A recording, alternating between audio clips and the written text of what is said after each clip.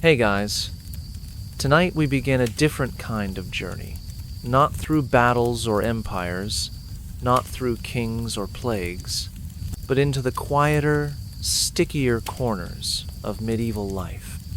Into a place where laughter echoed off stone walls and the smell of burnt onion clung to your cloak longer than any memory. Into a tavern not the romantic kind with jugs of frothing ale and dancing maidens, but the real kind. The kind where your boots never quite dried, and the warmth came more from proximity to strangers than the fire itself. So, before you get comfortable, take a moment to like the video and subscribe, but only if you genuinely enjoy what I do here. And let me know in the comments where you're tuning in from and what time it is for you. It's always fascinating to see who's joining us from around the world.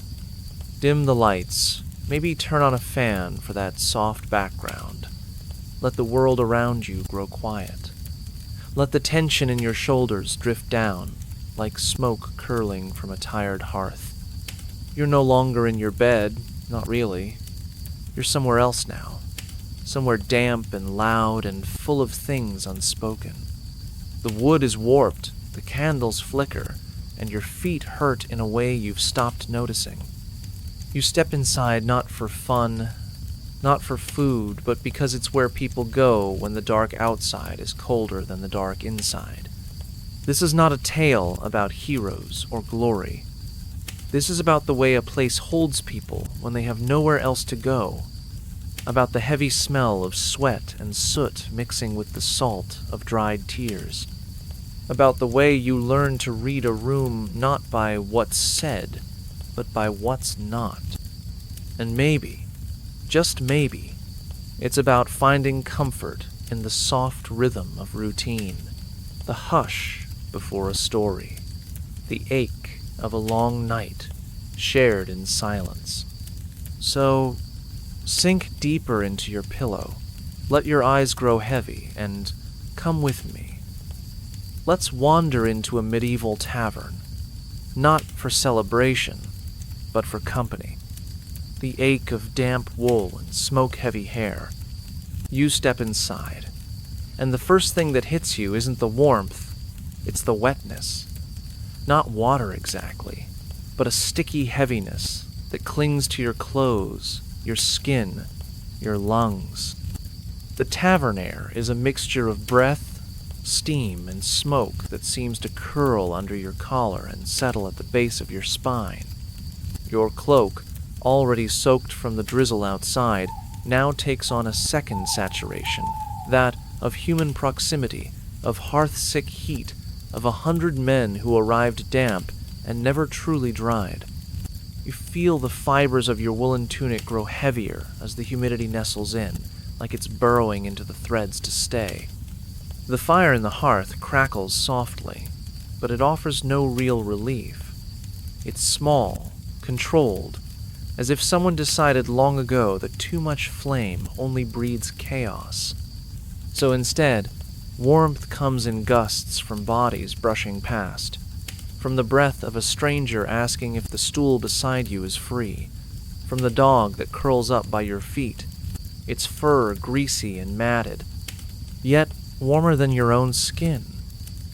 You shift on the wooden bench and feel how your boots stick slightly to the floor, the soles still wet, beginning to ferment in their own tired sweat.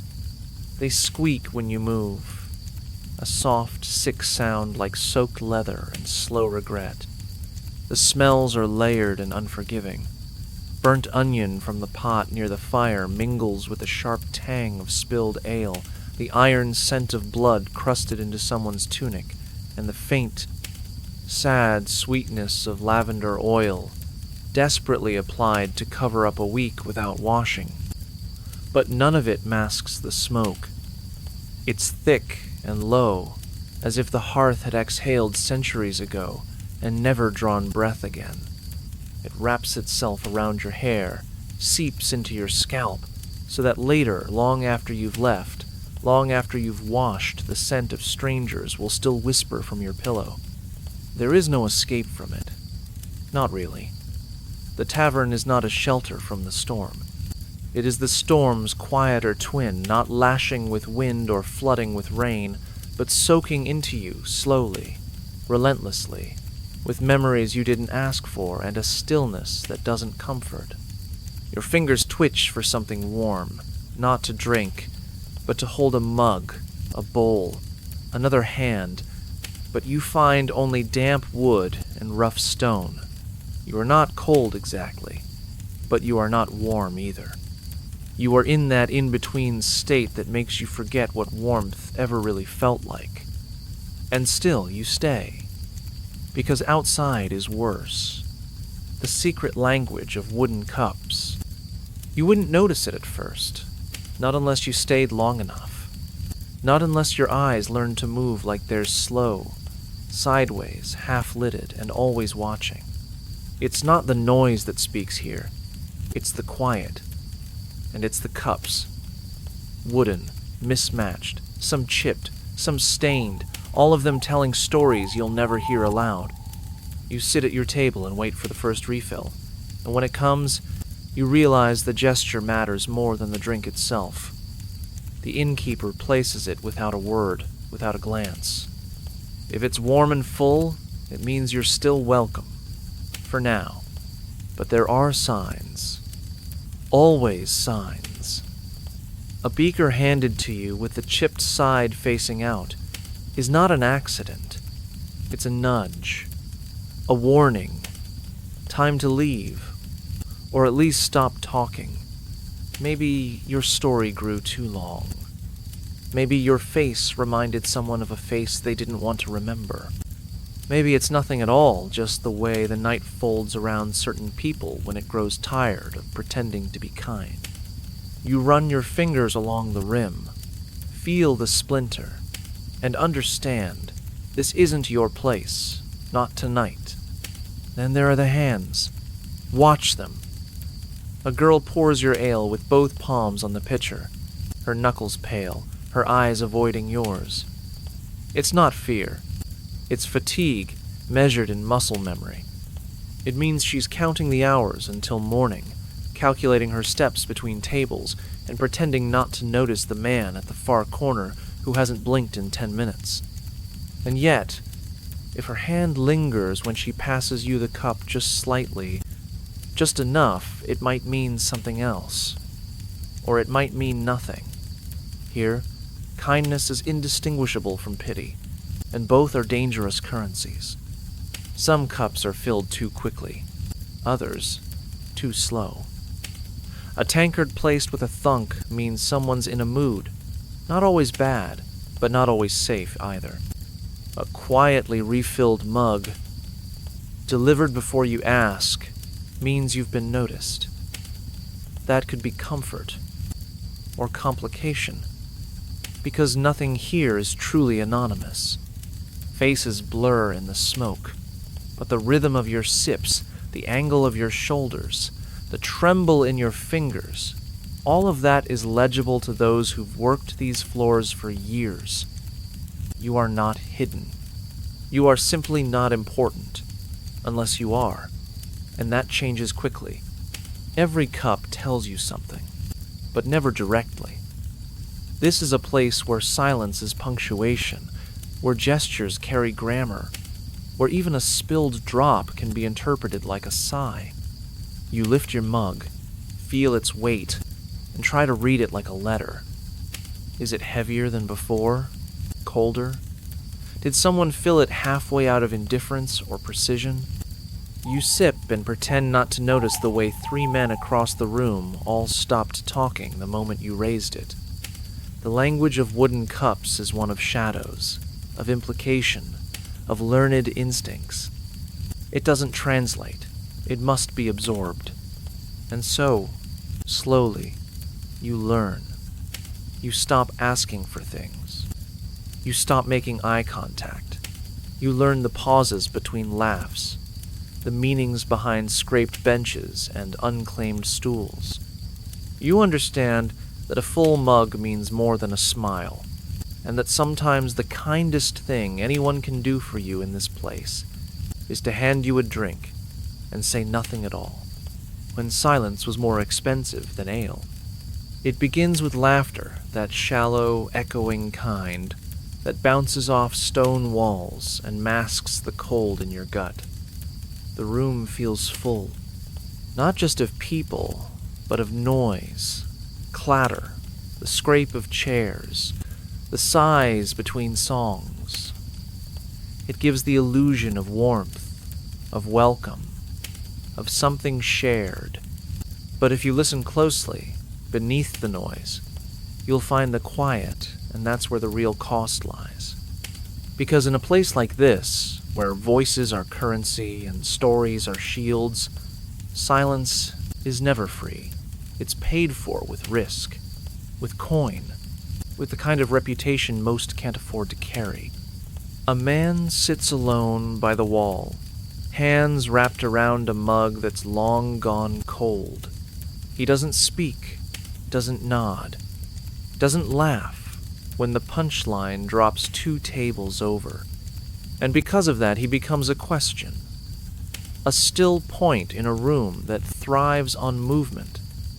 Eyes find him, drift away, return. He hasn't done anything wrong, and yet his silence speaks too loudly. Travelers who don't talk are assumed to be hiding something.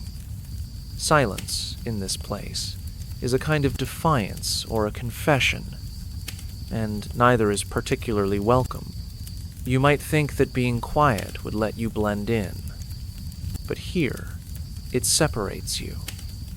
A woman who drinks alone, especially if she does so quietly, becomes either a threat or a ghost.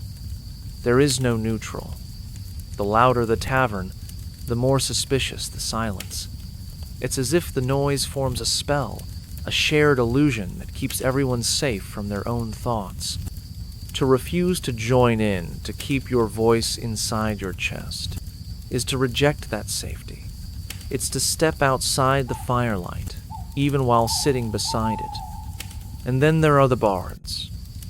Most people think of them as entertainment, as background, as filler between rounds. But in a tavern like this, their silence carries weight. If a bard refuses to sing, the atmosphere shifts. The tension is palpable, like a room holding its breath. People don't just miss the music, they begin to wonder why the silence has arrived in its place. Maybe someone died. Maybe someone's secret is about to crack open. Maybe the bard knows something the rest do not. And for that moment, everything becomes too still, too aware, too fragile. Sometimes, you can pay for silence outright. A quiet seat in the corner.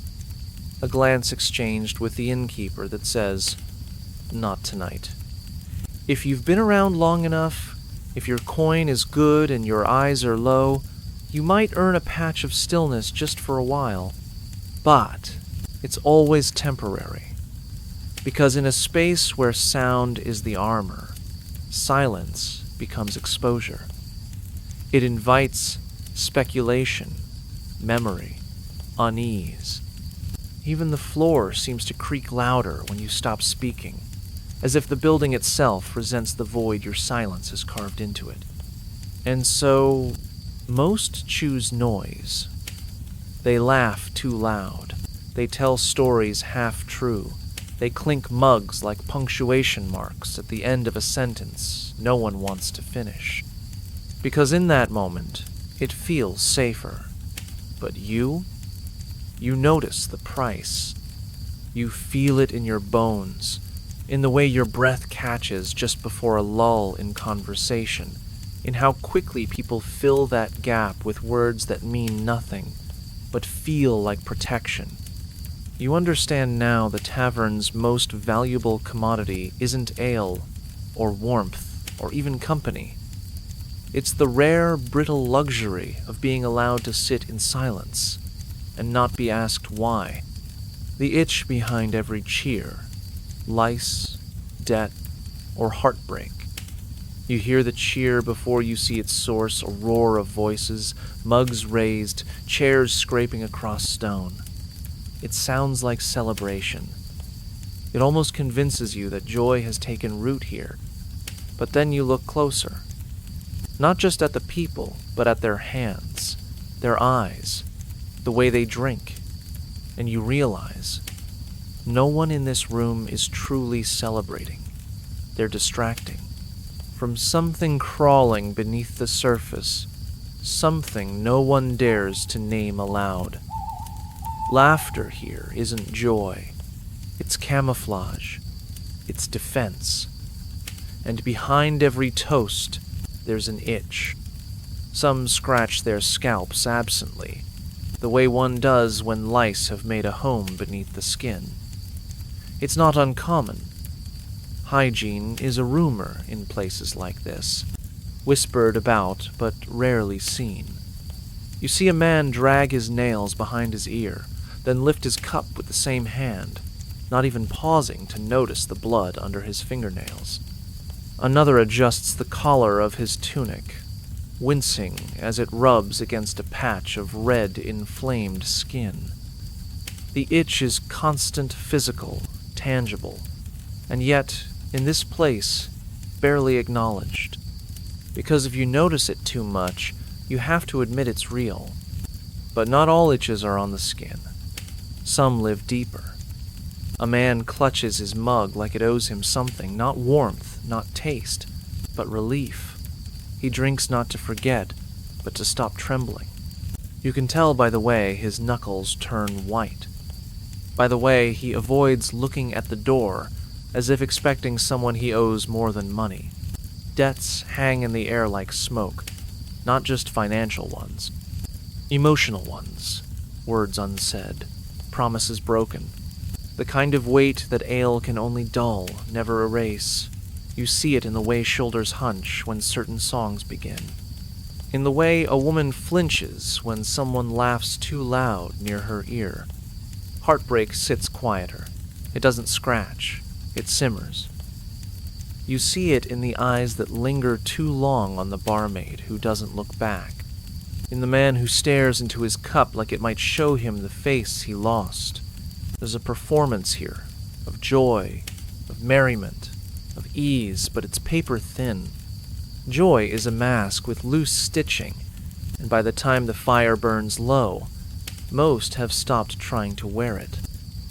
You catch glimpses of truth in the pauses between songs. In the moment, a smile slips before it can be caught. In the sighs that sound almost like names. They drink to stop the tremors, to quiet the thoughts, to push the ache back one more hour, one more song, one more round. And yet, the itch remains. Lice, debt, heartbreak, they don't care for ale. They live in the corners of the tavern, in the folds of clothing, in the hollows behind the eyes. You scratch, not to relieve it, but to remember that you still feel that the skin is yours, that the pain, whatever its source, is something you haven't yet drowned. And when someone clinks your mug with theirs, laughing too loud, you do the same because in this place, pretending is part of the ritual. And so you drink, and you scratch, and you laugh. And all around you, others do the same. Because here, inside this echoing, smoky stone room, the noise is easier to bear than the quiet. And the itch, whether it comes from fleas or failure, is just another part of the uniform.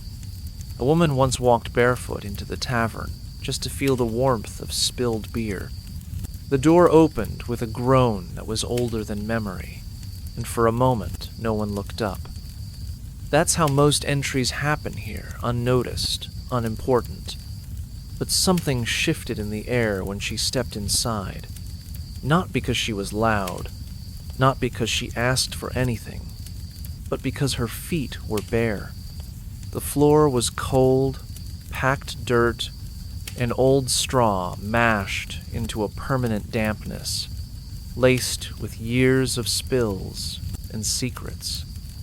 Her soles pressed into it without hesitation, and suddenly The tavern remembered it had a floor, and that someone had dared to feel it. She said her shoes had frozen outside. No one questioned it. Everyone knew what cold did to leather. But there was something in the way she moved slow, almost reverent, that suggested another truth.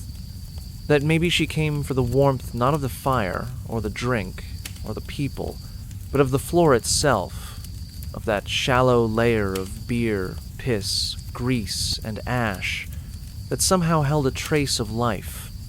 Maybe it reminded her that the world could still be warm, that something could still touch her skin and not hurt. She walked to the bar like she belonged there, though her clothes said otherwise. Frayed edges, threadbare sleeves, a tunic stained with old grief and newer rain. But no one laughed. No one jeered. Something about her presence demanded stillness, not spectacle. The barkeep didn't ask her name. He didn't ask what happened to her shoes.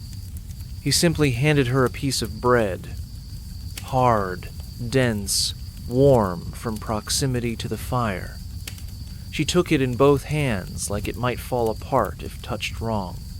Then she sat, not on a stool, but directly on the floor, as if claiming it, as if grounding herself in whatever heat still lingered from a dozen spilled drinks and 100 forgotten steps.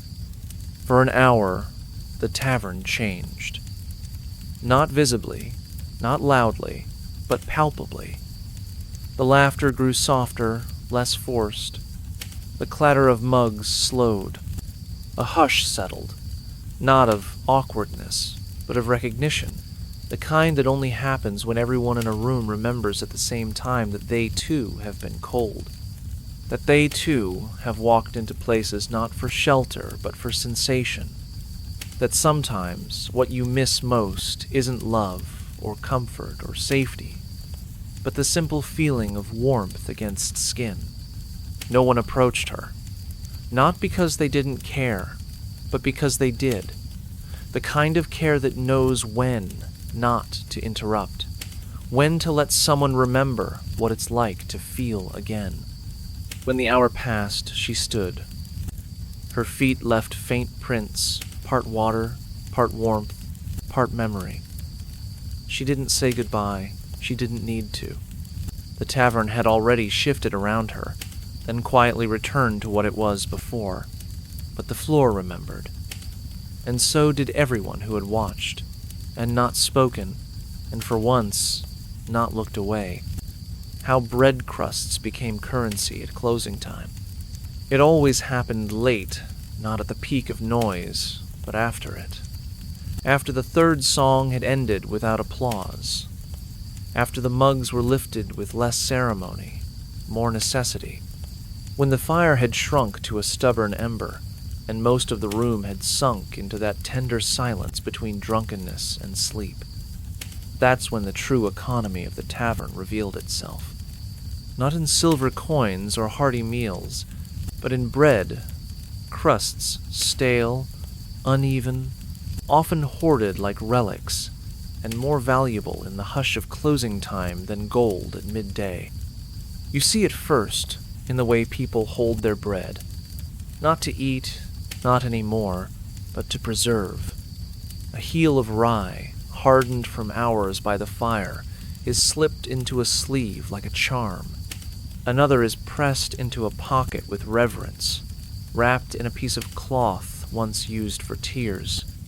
Bread wasn't just sustenance, it was leverage.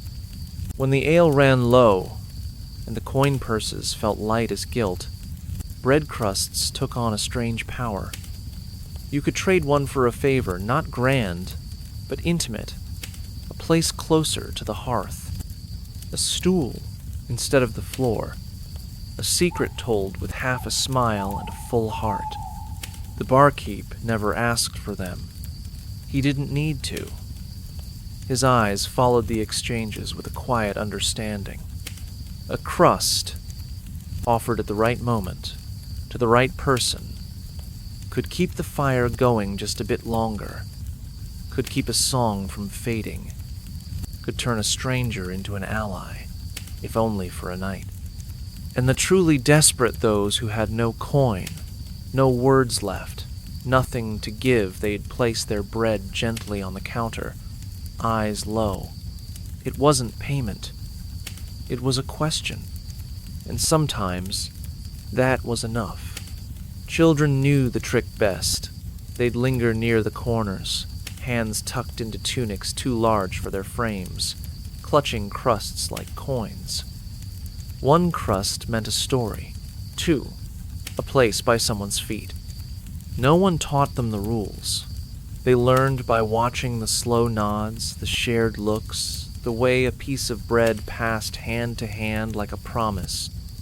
The grown-ups pretended not to notice, but everyone did. Hunger wore many masks, and the smallest ones were often the easiest to miss.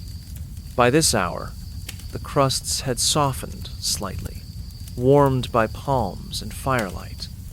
They no longer cracked like brittle wood. They bent, yielded, shared themselves more willingly. And that, too, meant something. Bread that had survived the whole night took on a kind of myth, a resilience that mirrored the people who held it. You'd see someone lift a crust to their mouth, not to eat it, but to remember the hands that gave it. And in that moment, the tavern stopped being a place of business and became something else. A place of quiet offerings, of small redemptions. In the half-dark, where coin had no shine and words had lost their edge, bread crusts became the language. Not grand, not loud, but profoundly human.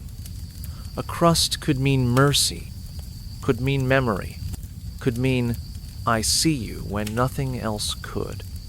And when the last candle dimmed and the barkeep began to sweep, the crusts remained scattered on tables, tucked into folds, nestled in the corner of someone's sleeve. Forgotten by some, remembered by others, but never meaningless. Not here, not at this hour. The invisible line between welcome and warning. You wouldn't know it at first. The door opens, and nothing changes. No sudden silence, no dropped mugs, no barkeep raising a brow. But something's different. You feel it, like a shift in pressure, a change in the room's breathing. It's not in what's said, but in what isn't. In the way conversation stutters for half a breath before resuming. In how the musician falters for a beat, fingers hovering just a second too long above the strings.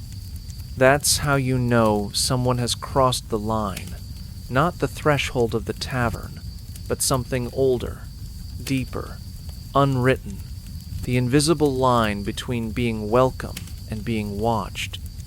It doesn't matter what the newcomer looks like, clean or filthy, young or weathered, cloaked in coin or cloaked in silence. None of it guarantees anything.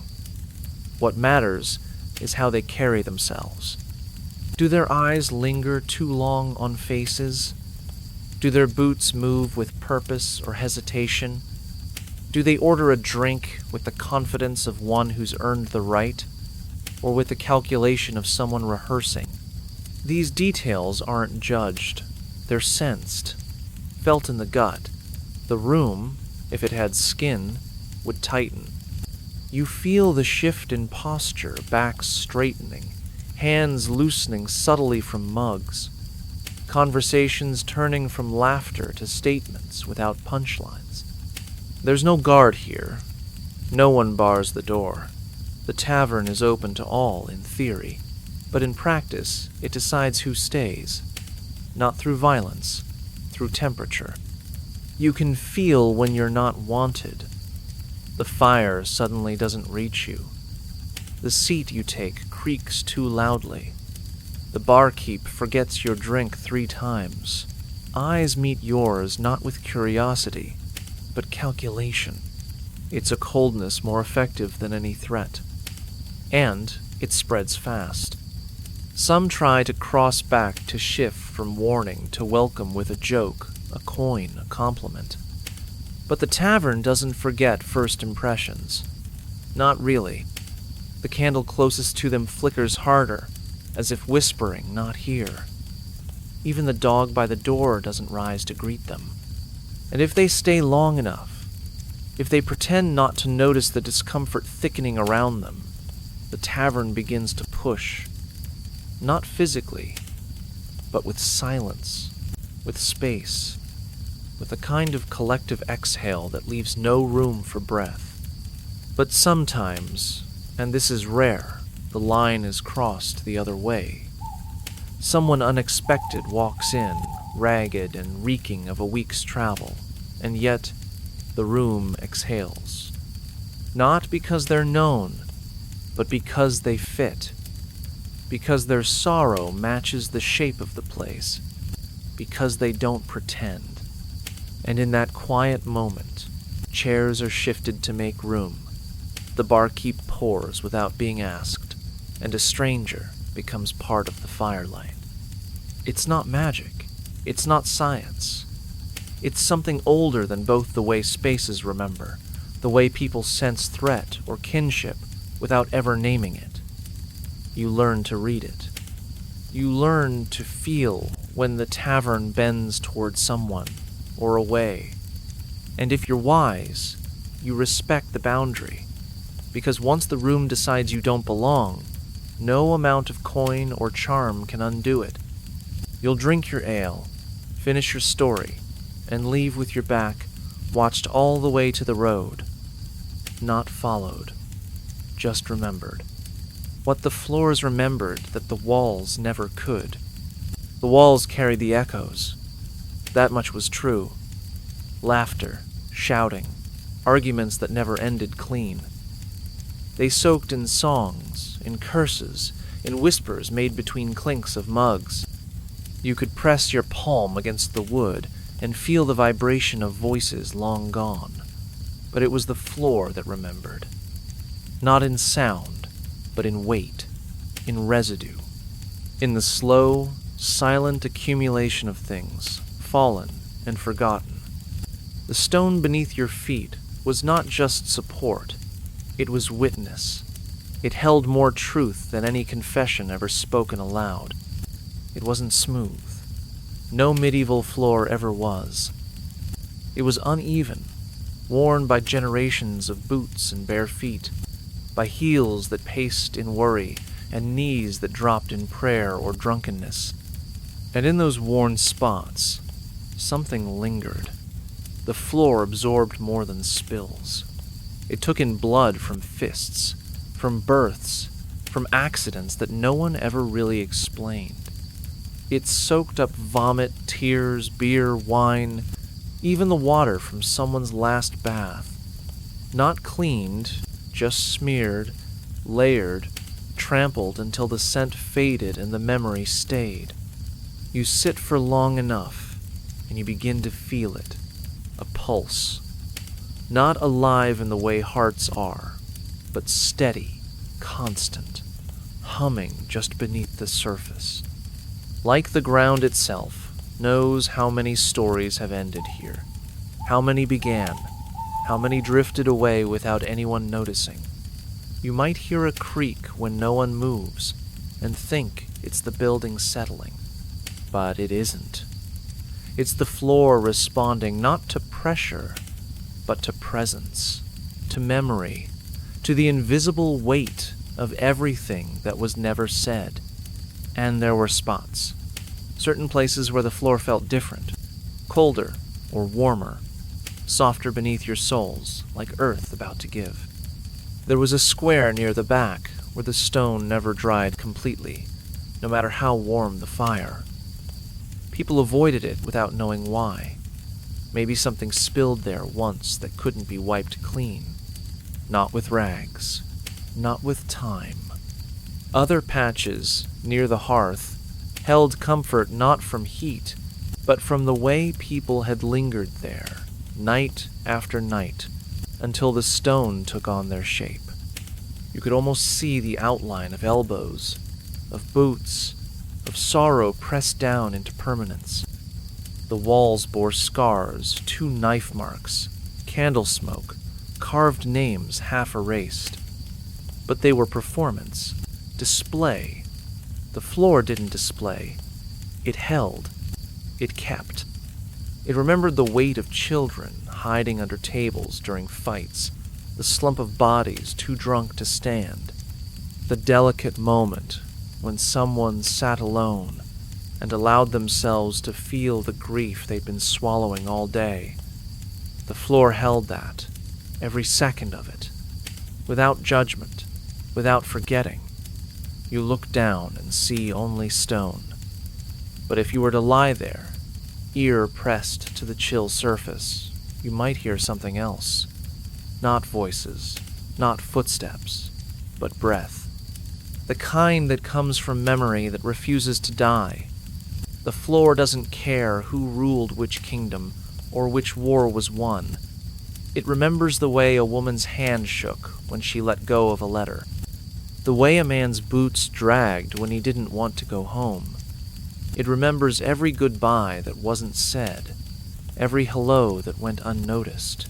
And in that remembering, it becomes something more than structure. It becomes story, one you feel in your bones long after you leave. A game played only by the widowed and the drunk. In the dimmest corner of the tavern, where the firelight dared not stretch and shadows clung like damp cloth, there was a game that few spoke of, and even fewer played. It wasn't listed among the common distractions. No dice, no cards, no boisterous rules yelled over ale. This one was quiet, grave, played in near silence, and always with the same 2 ingredients: a dying candle and 2 people too hollowed by loss or drink to flinch at its rules. They called it Candle End, but it wasn't about winning. Not really. It was about remembering, in the cruelest, gentlest way possible. One player watched the flame. The other whispered names slowly, deliberately, as if plucking each one from some deep, cobwebbed place in their chest. The rule was simple. Stare at the flame without blinking. Let it dance. Let it tremble. Let it smoke, but don't look away. Don't blink. Because the first one to cry had to buy the next drink. And somehow, despite everything, despite the layers of sorrow wound around each name, it was always considered fair. These weren't random names. They were chosen with intent. The game was usually played by the widowed, those who had buried more than just lovers.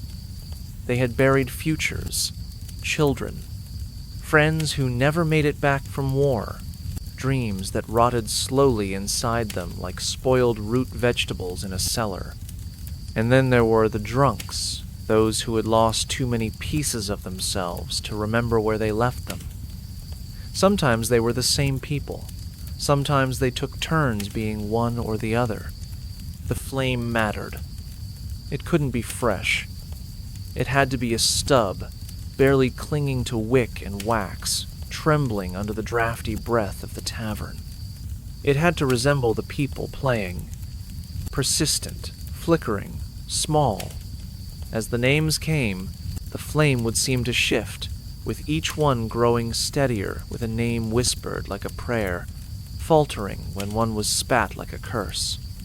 No one else in the tavern joined. No one interrupted. You could feel the boundary of the game, like a ring of invisible salt drawn around the players. It was sacred and terrifying. Some names meant little, just ghosts of past acquaintances, tokens tossed into the fire, but others landed heavy.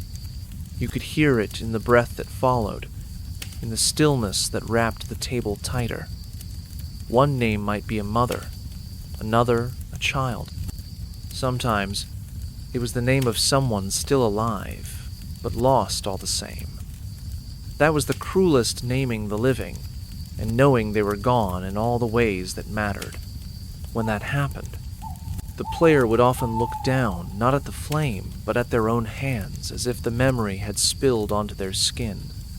No one ever kept score. There were no champions. If you played, it meant you had already lost something far more valuable than a game. But still, they returned to it. Week after week, candle after candle. Because in that corner, in that moment, their grief had form. It had ritual.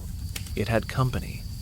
And sometimes, the names whispered would be heard by someone else across the room, someone who hadn't been spoken to in years, but whose name still lived on someone's tongue.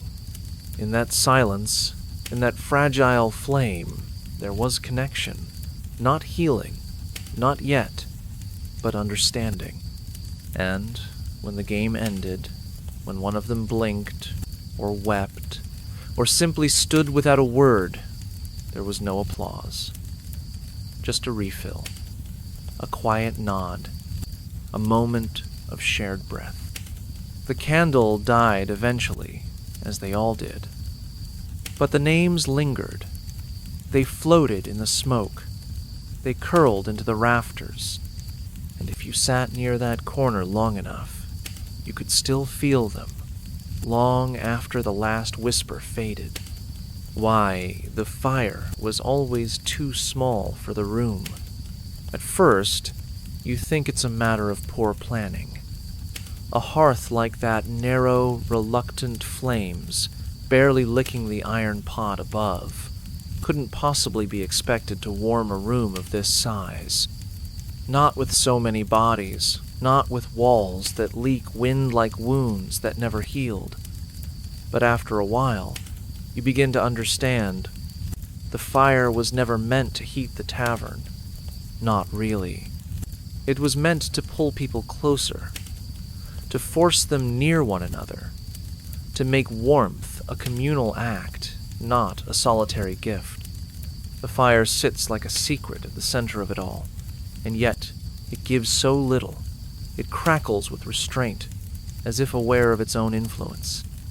The favored sit nearest, the ones the barkeep nods to without words, the regulars who know not to speak during certain songs, the ones who've earned their place by weathering more than just winters.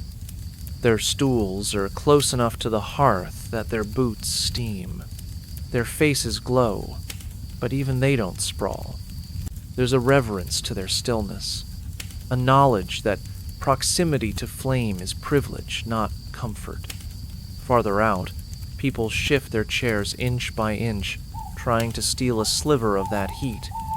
They hold their mugs with both hands, not for thirst, but for the illusion of warmth. Their laughter is louder here, as if to compensate, as if noise could substitute for flame. You sit back and realize that those in the outer rings of the room aren't colder by accident. They're colder by design. The tavern makes you earn warmth through patience, through silence, through participation in the quiet rituals that decide who belongs where. And then there are those who choose to sit in the dark, not because they want to be cold, but because they've learned to live with it, or because the fire reminds them of something they lost. A home, maybe. A night they wish they could forget. A person who once warmed them in a way no hearth ever could. They sit with backs to the wall, faces half lit by candle, watching the flames with the kind of expression that makes you wonder what they see in its flicker. Maybe not just heat, maybe ghosts. The fire is small, yes, but deliberate. It creates intimacy by absence, a scarcity that breeds closeness even when unspoken. You share the bench with a stranger, and suddenly your knees touch, your cloaks overlap, you breathe the same smoke. And for a moment, you are not alone. Not quite. Even if no one speaks, even if no one looks you in the eye, the fire, in its meager offering, becomes a binding force, a quiet orchestrator of proximity. And there's hierarchy in that, too. The closer you are to the fire, the more you're seen, the more you're heard, the more your presence is acknowledged. Those far from it fade into shadow, become part of the background hum. Not unwelcome, just unimportant. It's a kind of social cartography, drawn in rings of light and warmth, a map of closeness, not to heat, but to belonging. So the fire remains small. Not because there isn't more wood, there's always more wood, but because to build it larger would undo the delicate balance, would allow people to spread out, to isolate, and this place, for all its roughness and ruin, does not allow for isolation. It insists, gently, that you come near, that you huddle close, that you feel someone else's shoulder beside yours. And in doing so, it reminds you warmth, like most comforts here, is not given. It is shared and earned, one flicker at a time. The night a man drank in silence until he forgot his name. He used to be loud, not in the way that demanded attention, but in the way that filled space. Every week, like clockwork, he would burst through the tavern door with a gust of cold air and a voice already halfway into a story. His laugh was unrestrained, big enough to startle the dog by the fire and shake crumbs from the rafters. He bought drinks with flair, clapped strangers on the back like old friends, and turned every night into a kind of theater where he was both jester and king. People didn't love him, not exactly, but they counted on him. His noise was a signal that the night had started, that the gloom could be shaken loose, if only for a few hours. But one night, something changed. No announcement, no visible wound. He walked in like always, but quieter, slower, like the cold outside had stuck to him this time and refused to melt. He sat at his usual stool, but didn't call for his usual drink, just held up 2 fingers to the barkeep and received a mug with no flourish. He didn't smile, didn't greet, didn't even take off his cloak. He just drank, slowly, steadily, as if trying to reach the bottom of something far deeper than the cup in his hand. People noticed, of course, not with words, not directly, but with glances, with conversations that grew thinner near his side of the room. The bard skipped his usual bawdy song, sensing the shift in the air.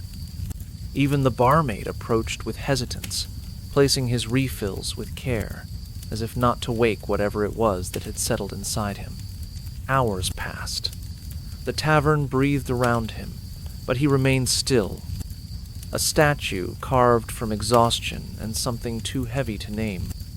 Someone asked his name. A newcomer, maybe, or someone drunk enough to forget the rules. The man didn't answer, just blinked slowly and stared into the foam. The question was asked again, gently this time, as if it might help anchor him, but still, no reply. Only the slow tightening of his jaw, the subtle tremble in his shoulders. And then, not loudly, not dramatically, he wept. The kind of crying that doesn't shake the body, but seeps from it, like water from old wood.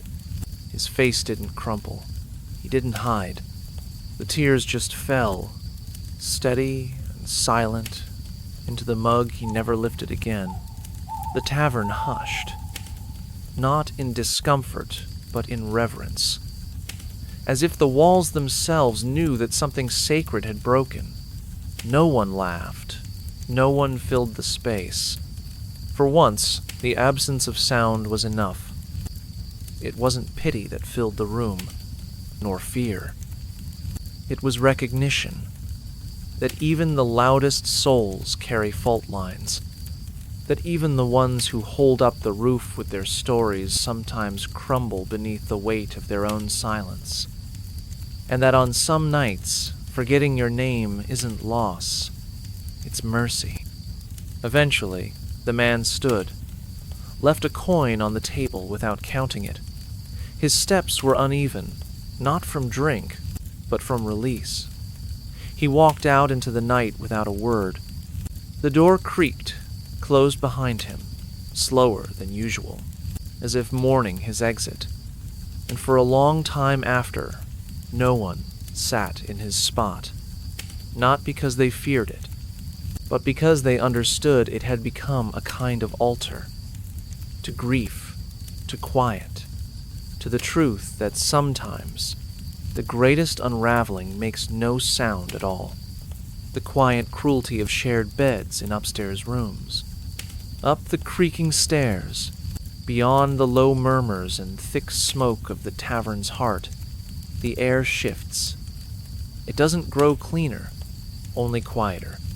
The scent of damp wool fades slightly, replaced by the must of old wood, dry straw, and human breath long settled into the beams. The rooms up here aren't rooms at all, just spaces carved from shadow and necessity, barely wide enough to turn without brushing another person's ribs. And the beds, if you could call them, that were nothing more than frames of rough timber, stuffed with straw that whispered when you shifted and groaned when you didn't. You didn't get a bed. You got half of one. The other half was often claimed by a stranger, a merchant who smelled of leather and sour grapes, a traveler with blistered feet and stories he no longer told, a farmhand who hadn't bathed in weeks but offered warmth simply by existing. There was no curtain, no privacy, no separation. Only a silent agreement, no speaking unless necessary, no turning unless you must, and no remembering that you once dreamed of sleeping alone. Some tried to claim a side back turned to the wall, or facing outward to breathe, but the space was too narrow for pride.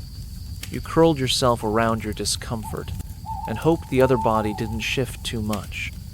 The mattress, if there was one, was communal misery. Stiff, cold in places, suspiciously damp in others. But you didn't complain, because at least it wasn't the floor. At least you weren't outside, pressed against the bones of the earth with only your own regret for a blanket. The cruelty of it wasn't in the physical, it was in the nearness. The breath against your neck, the warmth that wasn't yours, yet touched you anyway. The occasional murmur from a dream you weren't invited into. You shared more than space in those beds. You shared silence, grief, the weight of two lives intersecting at the loneliest hour. You learned not to ask names, because names made people real, and reality was harder to sleep beside. Better to pretend the body next to you was just a source of heat, nothing more. And yet, there were moments. A hand twitching in sleep. A sigh that sounded like someone else's name. A tear absorbed by straw before it could be noticed. You weren't alone, but you weren't together either. It was the kind of solitude that only proximity can create the paradox of feeling invisible while inches from another beating heart. Some preferred to sleep quickly, before any thoughts could take shape. They rolled to the edge, backs stiff, eyes shut too tight.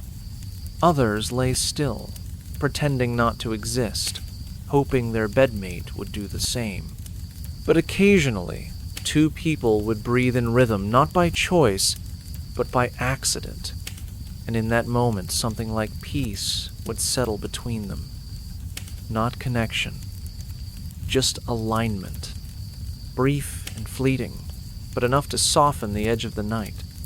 And in the morning, they would rise without a word. One would leave first, the other would wait, as if afraid to step where warmth still lingered. They wouldn't speak of what was shared, not because it was shameful, but because it was sacred in its own strange, cramped way. The tavern below would be alive with noise again, but upstairs, the silence stayed folded into the sheets, holding the shape of two people who had nothing to offer but breath and space. And somehow, that was enough. Why the barmaid never sat down, even when no one was watching.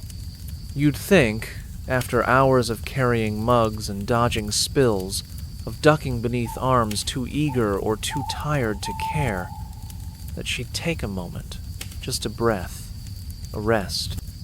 There were pauses in the night moments when the room quieted, when the fire crackled soft enough to remind everyone it still lived.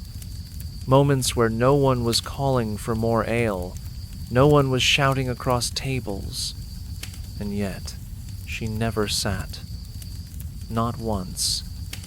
Even when the chairs were empty, even when the barkeep told her to take a break, even when her feet trembled beneath her skirts like old beams under storm, she always had a reason, said it ruined her rhythm, claimed it broke the flow of her movement, like if she stopped, the whole night would collapse around her. But the truth wasn't in her words. It was in the way she moved, with precision honed not by grace, but by habit, by the necessity of never being still long enough to feel, because stillness brought memory, and memory was heavier than any tray of mugs. No one knew what she carried, only that it haunted her posture. Her back, always straight but never relaxed, her eyes, quick to scan but slow to settle. She could recite the orders of every regular, recall which stool creaked and which didn't, dodge a drunk's reach without spilling a drop. But she couldn't stand silence. Not for long. Not without her hands full. And when the night offered her mercy, when the room finally exhaled, when the last song had been sung and the last cup washed even then, she wiped the same spot on the counter 3, 4, 5 times over. The one time she sat, it was during a storm. The kind that made the walls groan and the candles flicker, like they were reconsidering their purpose. The tavern was nearly empty, just the barkeep, a few souls too tired to go home, and her. She lowered herself onto a stool slowly, as if the wood might reject her. She didn't speak, didn't drink, just stared at the far wall, not the fire, not the door, just a plank of wood nailed unevenly into stone, like it owed her something. No one asked what she saw. No one dared. But after that night, she moved differently. Not slower, not faster, just with a new silence threaded into her steps. She stopped wearing ribbons in her hair. They had been bright once, a splash of color in a place that swallowed color whole. After the storm, they vanished. As if to say the part of her that had once believed in softness, in small joys, had been packed away, like summer clothes in a winter too long to outlast.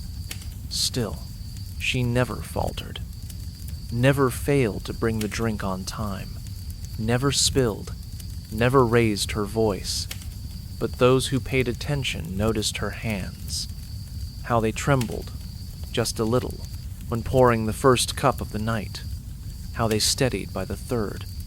She was part of the tavern now, not like the stools or the mugs, but like the smoke that clung to the rafters. Essential, unnoticed unless absent, and always, always standing. And if someone new asked why she never sat, the others would shrug. She likes to keep moving, they'd say. But in their eyes, there was something else. A recognition, an understanding, that some people carry too much to ever let themselves be still. That rest, for them, isn't relief, it's exposure. And in a place built on routine and repetition, movement becomes a kind of shield. And she wore it well. Not like armor, but like memory that couldn't be set down. not even for a minute. The shadow that lingered by the hearth, even when the fire died. At first, it seemed like nothing more than a trick of light, the kind of flickering distortion that happens when smoke curls through the warm breath of a tavern night. Shadows danced across the stone walls all evening, weaving between rafters and door frames like silent guests. But this one was different. It didn't move with the flames. It didn't shrink when candles were snuffed. It didn't shift when someone passed too close. It just stayed. Near the hearth. Always near the hearth. As though the fire had once given it life, and it had refused to let go. People didn't talk about it directly. Not in daylight. Not when they were sober. But they felt it. When the fire burned low, and the tavern began its slow descent into sleep with laughter fading, mugs drained to foam, and the last song barely remembered, that's when the shadow became visible. Not more solid, just more undeniable. It wasn't shaped like a person exactly, more like a smear against the air, a void where light seemed to bend, as if the space around it grew colder out of respect. The old barkeep claimed it was nothing. Just soot, he'd say, or the way the wood stacks behind the hearth. But he never looked at it when he said those things. His eyes always fixed somewhere safer. The mugs, the counter, the dog curled beneath the bench. And when he swept the floor, he never touched that corner. Never let the bristles of the broom get too close. Others noticed that too, though no one asked why. Some said it had been there for years, since before the new beams were added, since the old fire turned blue one winter and refused to heat the room for 3 days straight. A few swore they saw it smile once, not cruelly, not kindly, just a twitch of darkness at the edge of their vision, too fast to catch, too slow to forget. And once, a child wandered too near while chasing a dropped crust. The moment his foot crossed into that edge of hearthstone, the room fell silent. Not just quiet silent, the kind that chokes, the kind that presses against your eardrums like a held breath. The barkeep scooped him up fast, set him on the bench, and muttered something in a language no one had heard in years. Others claimed the shadow laughed. Once, long ago. A dry, brittle sound like paper tearing beneath wet fingers. It came after a man cursed the fire, slammed his mug down, and spat into the flame. The room had stilled. The barkeep's hand froze mid-wipe. The man left and never returned. That corner of the hearth seemed darker for days after, as if it had swallowed his defiance and wasn't done digesting. No one ever sat too close. Even when the fire was roaring, even when every other stool was taken, that small patch of floor near the hearth remained untouched. And if someone new asked why, the regulars just shook their heads, or changed the subject, or raised their mugs in that forced cheer that never reaches the eyes.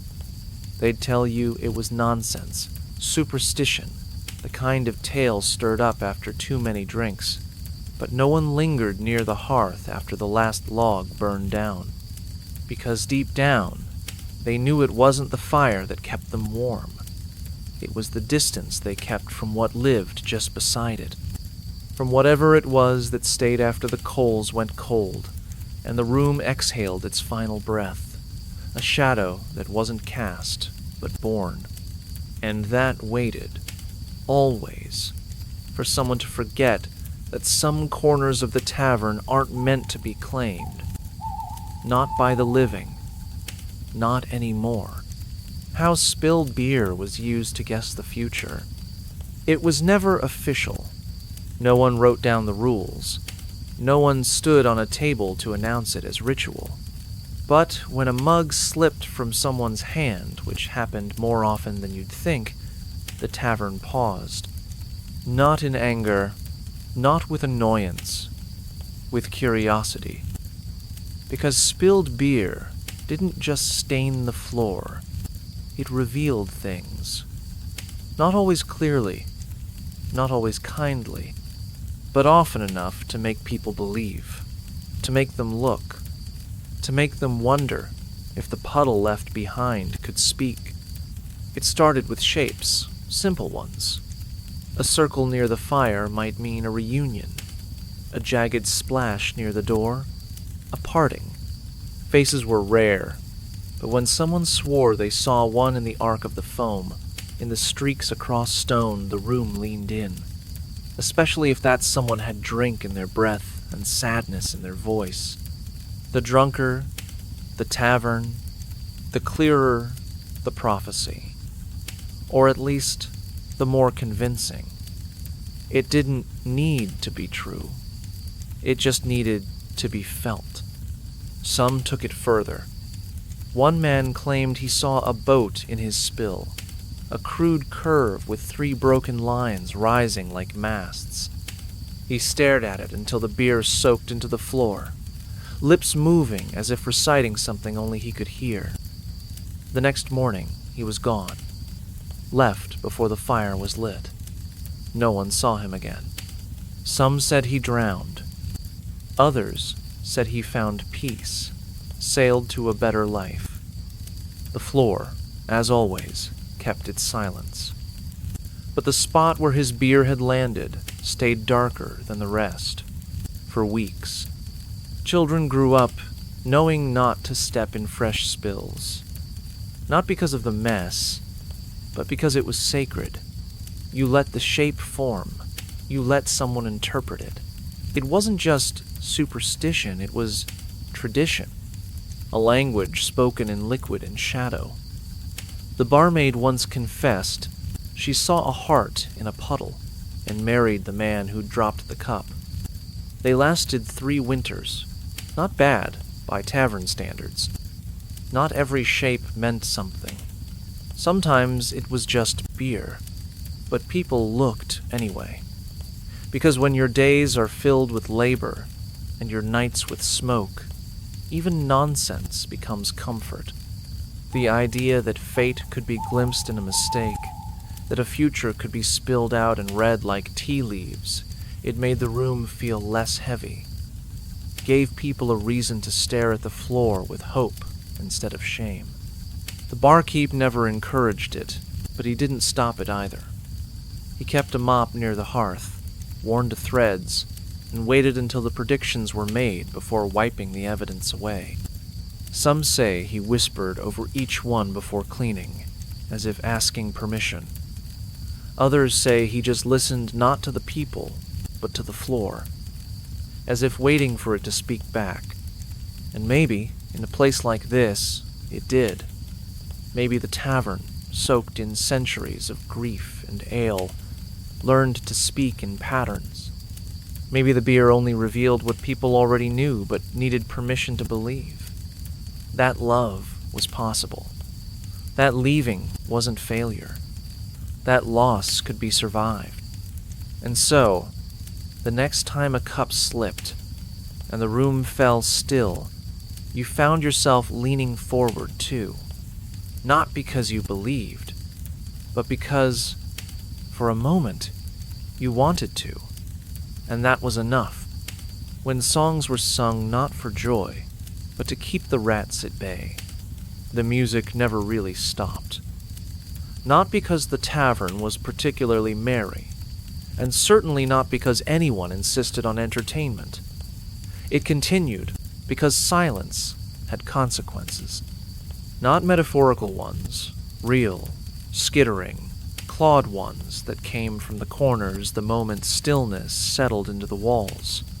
Rats, dozens of them, bold, brazen, clever. They knew the rhythms of the night, and more importantly, they knew when the room had let its guard down, when the strings stopped vibrating, when the voice fell quiet, That's when they crept forward. So someone always played, even if it meant repeating the same tune a dozen times, even if their fingers ached or their voice cracked. Especially in winter, when the cold drove the rats closer to the hearth, closer to the boots and bags and bread crusts half hidden beneath stools. The strumming of a lute was more than a melody. It was a shield, a rhythm that kept the teeth in the shadows and the squeaks from rising into a full-blown infestation. The bards didn't complain. They understood. This wasn't art. It was survival. There was a particular tune, simple, repetitive, wordless, that everyone knew. It wasn't sung loudly, just hummed, like a lullaby meant for walls instead of children. When the fire burned low and the drink made hands heavy, someone would always start it. Sometimes the bard, sometimes a patron who couldn't sleep until the scraping under the floorboards stopped. It was called the Rat's Refrain by some, though no one knew who wrote it. Perhaps the tavern itself did. One bard, older than the roof and quieter than the regulars, once whispered to a traveler that rats didn't fear the noise they listened to it. Not for volume, but for rhythm. They responded to silence the way wolves responded to weakness with certainty. "Keep the beat," he said, plucking softly at his strings, "and you won't wake with teeth at your toes." He was half mocking, half serious, but no one laughed. The barmaid knew the truth, too. She always kept a bell behind the counter, small and sharp, and rang it when the room grew too still. Not as a warning, as a reminder. "Sing something," she'd murmur, never looking up. And someone always did. A broken ballad, a slurred verse. Even humming while sweeping was enough to make the rats think twice. They hated music. Or perhaps they hated that music reminded the humans they were still alive, still loud, still unwilling to surrender the space entirely. The rats were part of the tavern, just like the smoke and the scent of onion and old sweat. You didn't get rid of them, you learned to live around them. Music became the boundary, a way to say, "Not tonight." And when the rare night came, when no one could sing, when grief had stolen the voice of every person in the room, that's when the tavern creaked most. That's when the rustling underfoot turned into scratching. When people clutched their mugs tighter and kept their feet off the floor. So the songs kept coming. Not out of joy, out of necessity, out of the kind of fear that never speaks its name, but hums softly under the breath. A melody shared by those who understood that sometimes survival wasn't in silence, it was in the noise you made to keep the dark from inching closer. Even if that noise was off-key, even if it was the same song you sang last night and the night before that. Because in this tavern, music wasn't celebration, it was armor, and it worked, most nights. A rumor that the tavern only stood because no one dared to tear it down. It leaned, visibly. Anyone with eyes could see that the beams didn't quite meet where they should, that the roof sagged in places not yet touched by rain, and that the floor had begun to sink in slow defiance of time and gravity. The windows groaned with every wind, and the door creaked even when still. It was not a well-built place. Not anymore. Maybe not ever. And yet, it remained. Through storms, through seasons, through the collapse of better, newer buildings around it. This tavern endured. Not through strength. Through fear. The rumor began long before anyone could remember. That the tavern had chosen to stand. That it wasn't held up by nails or stone, but by silence. That to take it down, to pull the first board, to dig out the foundation, would be to unleash everything it had soaked up over the centuries. every lie whispered near the fire, every tear shed in its darkest corners, every name cried out just once and never repeated. People said if you tore it down, you'd hear them all at once. All the voices, all the grief, a howl made of memory, loud enough to rot your teeth. The builder died before the roof was finished. That part was true. Heart failure, some claimed. A curse, said others. He collapsed at the threshold, sawdust on his hands, as if the place had taken its due before it ever welcomed a soul inside. Since then, no one had dared renovate it more than absolutely necessary. Patch the walls, sure. Replace a beam, maybe, but only if you ask the tavern first, out loud, with respect. And even then, some repairs simply didn't hold. The wood would rot faster than expected. Nails would vanish. New boards would warp within days. The landlord kept salt under his pillow. He never admitted why, but it was there wrapped in cloth, replaced often. He claimed it helped him sleep. Others whispered it was a ward, a way to keep the tavern from reaching too deep into his dreams. No one questioned him. He walked with a limp that had no origin and stared too long at empty chairs. If the tavern demanded offerings, he gave them in salt, in silence, in secrets he never wrote down. Some believed the building decided who could leave. That's why travelers sometimes returned days after saying their goodbyes, looking thinner, quieter, as if they hadn't slept. They'd claim they got lost, that the forest paths had shifted, that the road simply refused to end. But those who knew, truly knew, said the tavern had called them back. Not out of malice, out of hunger. Not for blood, for presence, for weight, for the slow, quiet burden of someone who belonged to nowhere else. Even the dog by the door had never crossed the threshold. It sat just outside, year after year, watching, loyal to the people but wary of the space. Children asked why. Their parents changed the subject. No one tried to make the dog come in. And when it finally died of age, of peace, of nothing dramatic, it was buried with salt, too, just in case.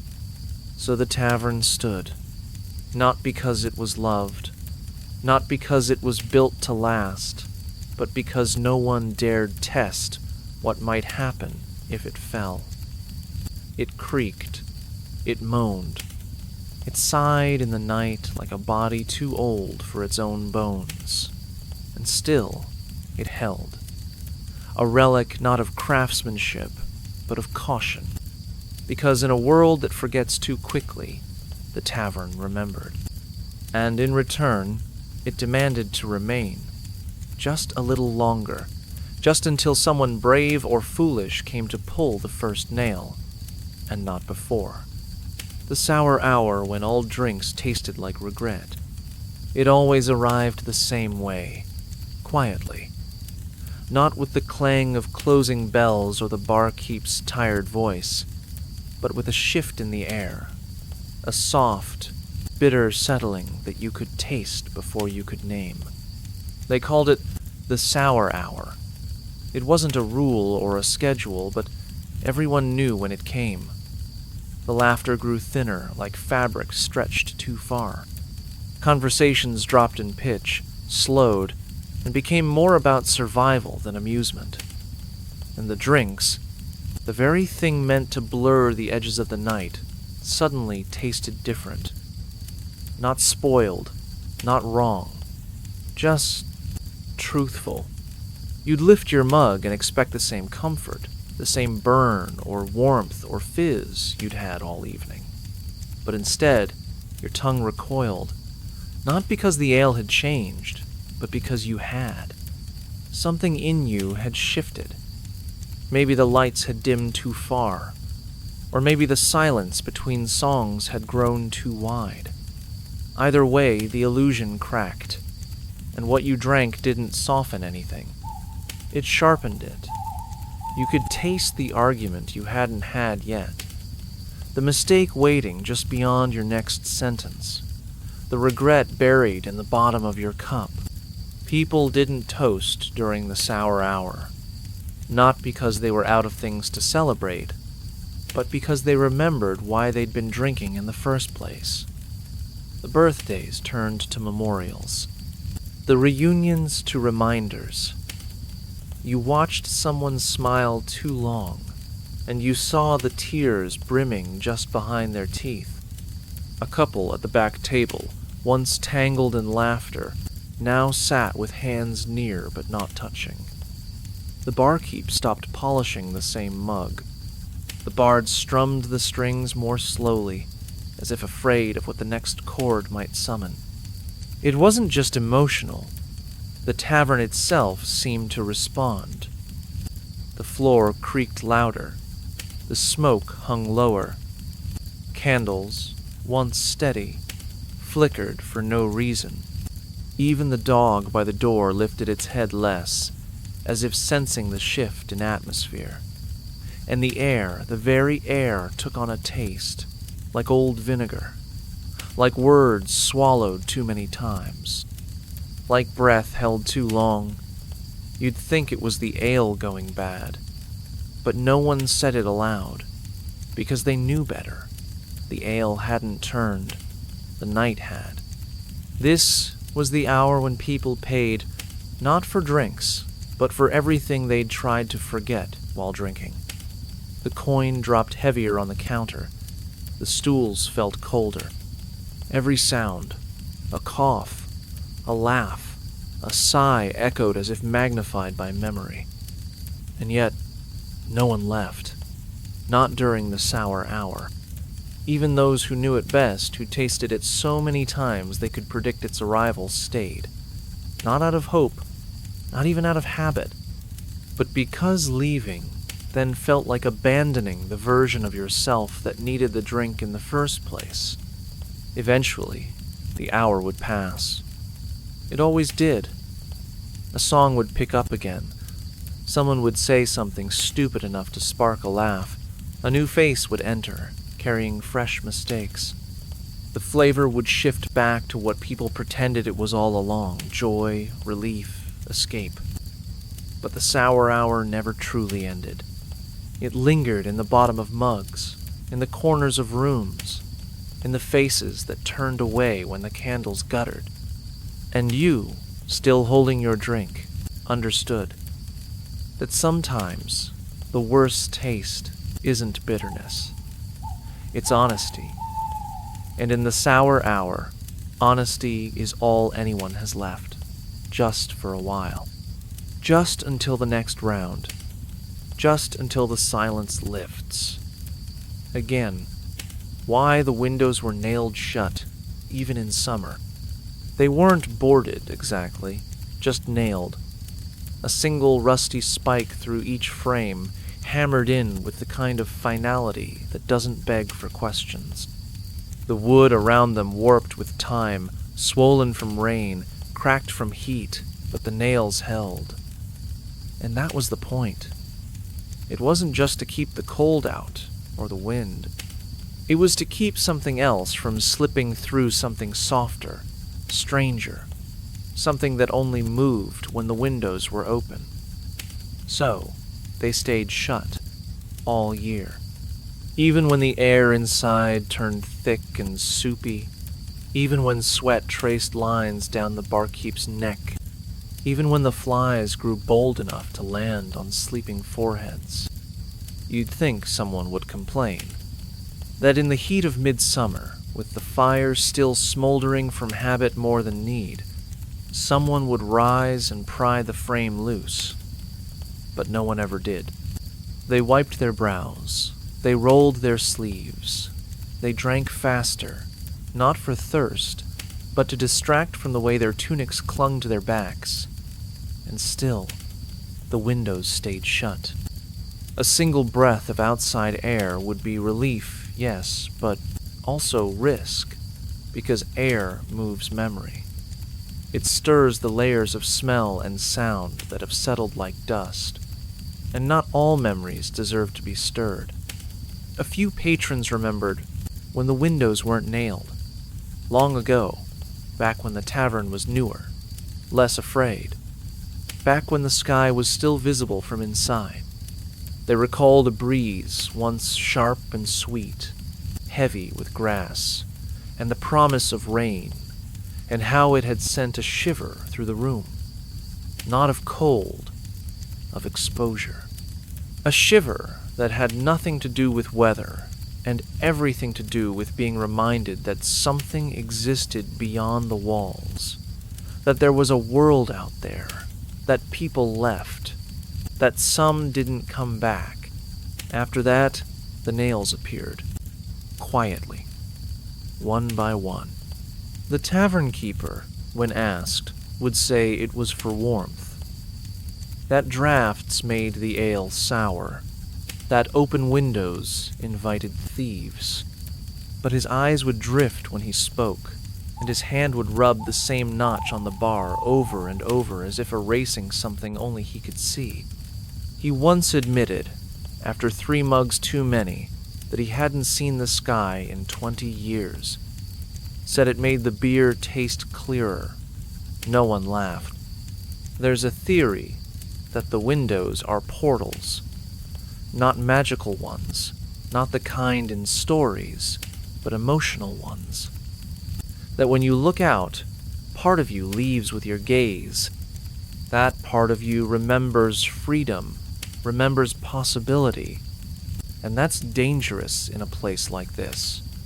A place that survives on repetition, on forgetting, on the comfort of knowing the walls won't change, the songs won't change, the faces will change slowly enough that you can pretend they never do.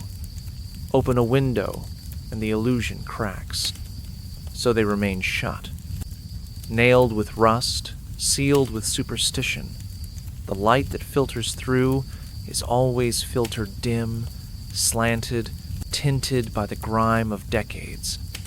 It paints the room in sepia and makes time feel sticky. And maybe that's the point. Maybe clarity is unwelcome here. Maybe freshness would make the dust feel like decay instead of history. Maybe the tavern needs its stale air the way lungs need, breath slow, heavy, familiar. And in the end, no one really wants them open. Not truly. Because even in summer, when sweat beads like dew and shirts cling like second skins, there's comfort in the seal. In knowing that whatever's out there stays out. That the only ghosts allowed inside are the ones you bring with you. And the only air you breathe is the kind steeped in memory, thick with regret, and heavy with the scent of ale long spilled. The kind that tastes, somehow, like home. The girl who carved poems under the tables. No one knew her name. Not because it was a secret, but because it never came up. She didn't speak much, not to the barkeep, not to the barmaid, not even when someone bumped her shoulder or asked if the seat beside her was taken. She simply nodded or shook her head, eyes never quite meeting yours, fingers always busy with something beneath the table's edge. She didn't beg for drinks, didn't sing, didn't flirt, didn't gamble. Most nights, she sat with a crust of bread and a bowl of broth, eating slowly, deliberately, as if each bite had to be earned with silence. But what she lacked in voice, she gave in words, hidden ones, carved into the dark wood beneath the tables where no one was supposed to look. At first, people thought it was graffiti, scrawls from drunkards or bored farmers, knife-scratched initials from lovers too tired to kiss in public. But then the lines started forming, complete thoughts, full phrases, rhymes that shouldn't have survived the smoke and noise.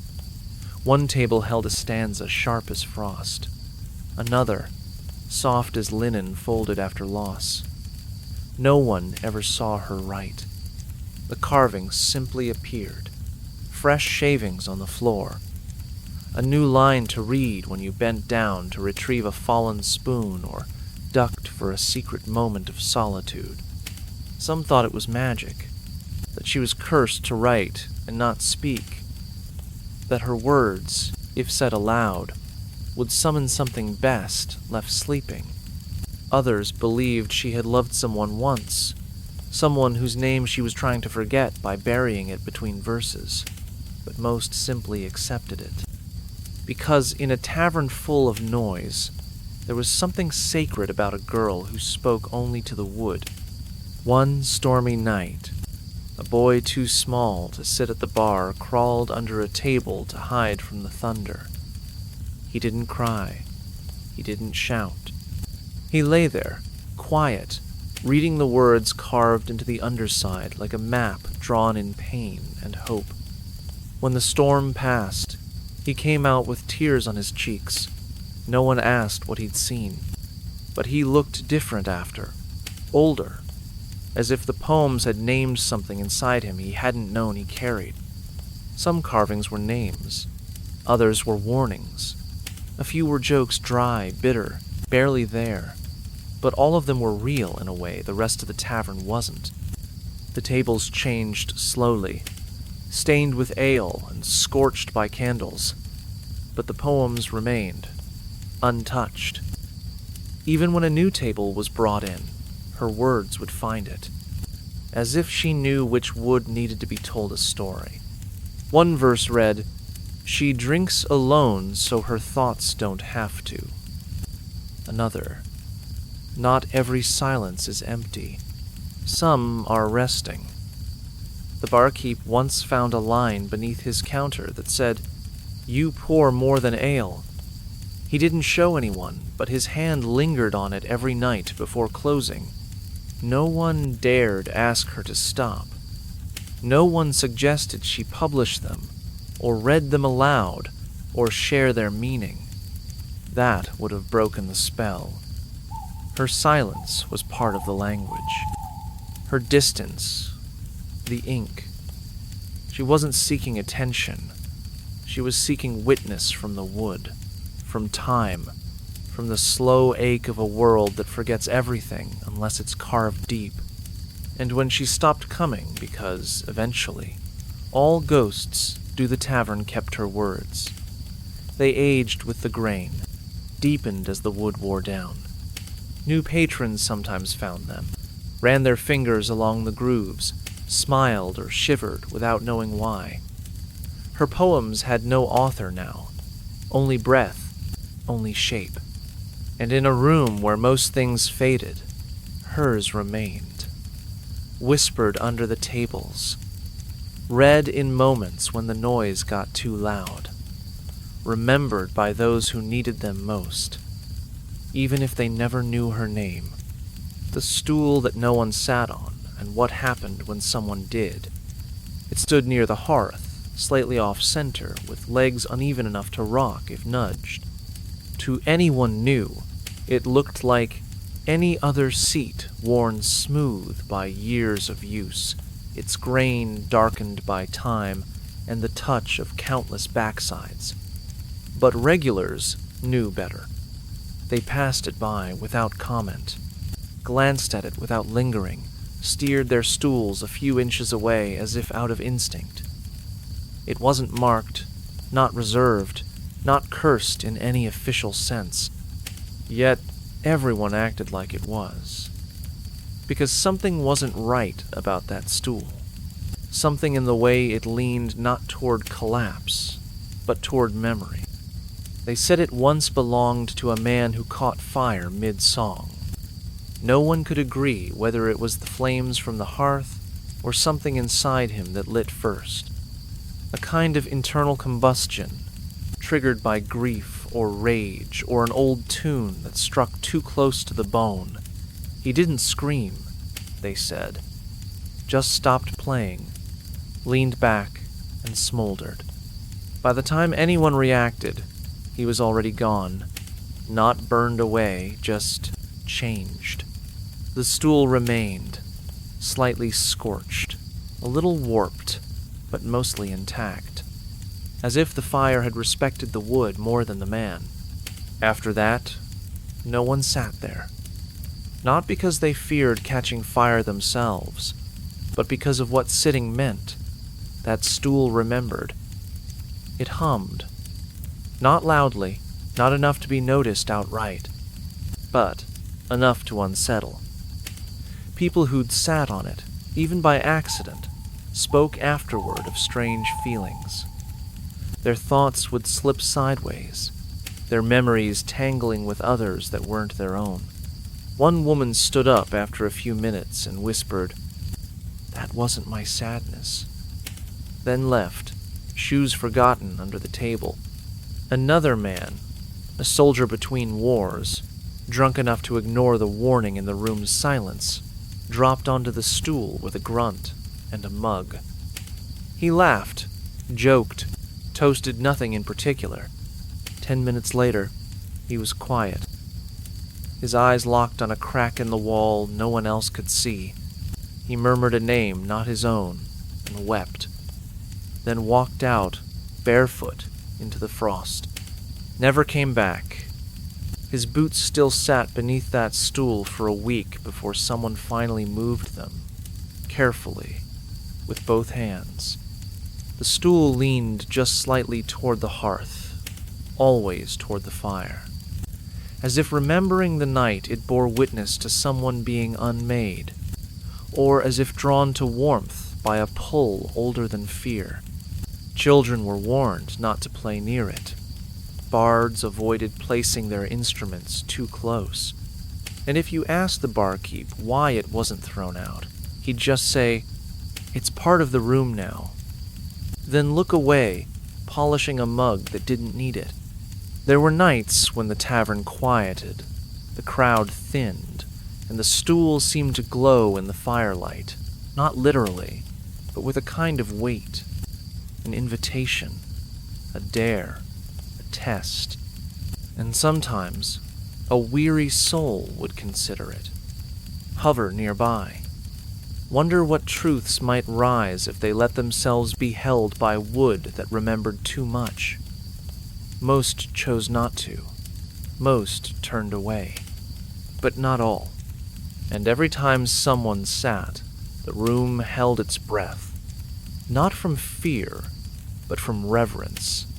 Because to sit on that stool wasn't to rest. It was to listen, to carry, to let something old pass through you, grief or love, or the faint echo of a song too powerful to die quietly. And when they stood again, if they stood again, they never sat in the same place twice. The stool remained, always a little warm, always a little off balance, waiting, not for a new owner, but for the next person brave enough to remember what most try to forget. That some seats don't offer comfort, only understanding, and sometimes that's more valuable than peace.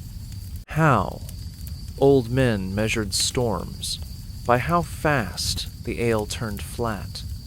They didn't glance at the sky, nor check the wind's direction through the swaying of trees. The tavern had no windows that opened, no weather vanes or barometers. But when storm clouds gathered beyond the hills, the kind that swallowed birds mid-flight and turned the air into something metallic and mean, the old men knew, they didn't speak of it. They simply watched their mugs, the foam, the fizz, the subtle weight of the drink in their hands. Ale had a language of its own, and in the silence between thunderclaps, it whispered the forecast. It wasn't superstition, not entirely. Ale responded to pressure, to temperature, to shifts in the air too fine for the body to sense, but too crude for science to chart back then. A mug that lost its head of foam too quickly meant the storm was near. Ale that warmed in your hand before the second sip meant snow heavy and fast. If a pour went flat the moment it touched the tankard, no bubbles, no hiss, just dead liquid, then someone would die that week. They didn't say it like a threat, just a certainty.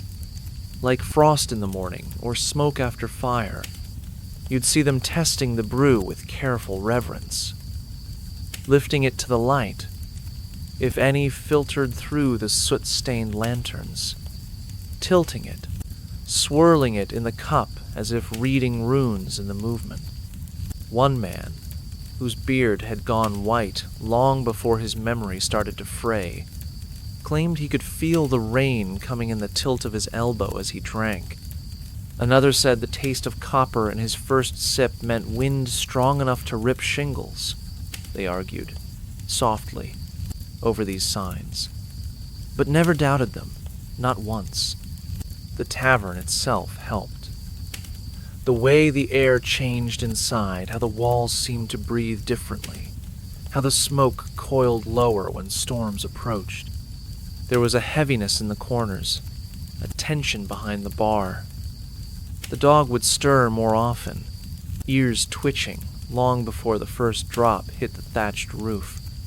But the old men trusted their ale, trusted the way it moved, or didn't, trusted its silence as much as its song. Some mocked them, the younger ones, the travelers, those who'd never waited out a blizzard by firelight while counting heartbeats between thunder. But the laughter faded quickly when the predictions came true, as they always did. When the rain hammered down and the wind howled like memory given voice, those same doubters clung to their cloaks and huddled near the hearth, watching the old men nod without triumph. Just confirmation. And it wasn't only weather they read. They tasted mood, fate, the tilt of a bad week. A man who sipped and spat on the floor without a word meant trouble. One who drank with too much eagerness meant someone he loved was gone, or going.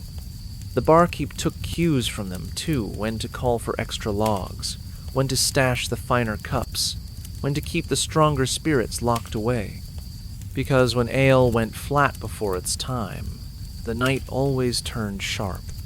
The ritual held even in summer.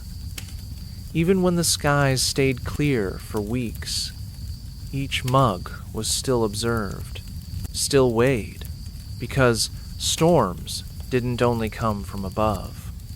They brewed in hearts, in news carried from distant roads, in the silence that follows a song no one finishes, and the ale somehow always knew first. So, if you ever find yourself in a place like this, and an old man stares too long into his drink, don't interrupt, don't ask, just wait, watch. And when he finally lifts the mug to his lips, know that what he tastes isn't just hops or malt, it's the shape of the hours to come. The weather, the grief, the ghosts, and sometimes, just sometimes, the hope. Flat or not, the ale always speaks. You just have to learn how to listen. When the tavern became a church for those who'd lost too many Sundays, it didn't have pews, or candles in neat rows, or the scent of incense curling through rafters like prayer. The tavern had none of the architecture of sanctity. No stained glass, no altar, no hymns officially sanctioned by any faith. But for those who came night after night, carrying burdens too worn to name and grief too old to confess, it became something holier than stone walls ever offered. A place not of salvation, but of stillness. Not of forgiveness, but of rest.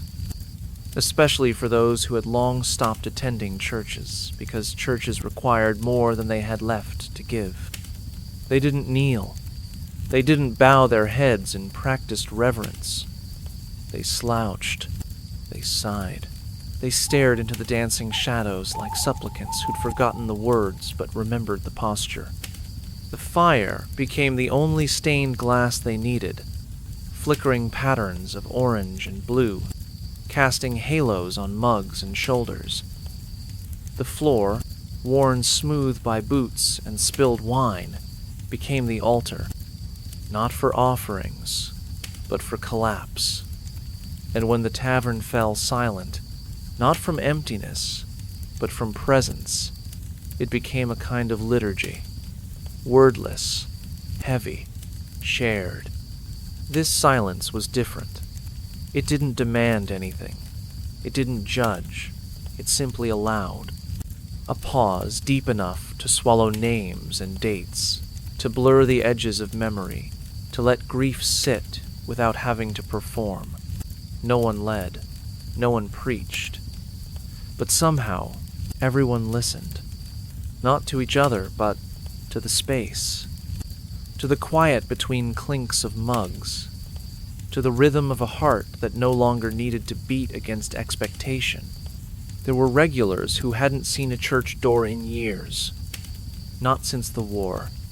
Not since the child.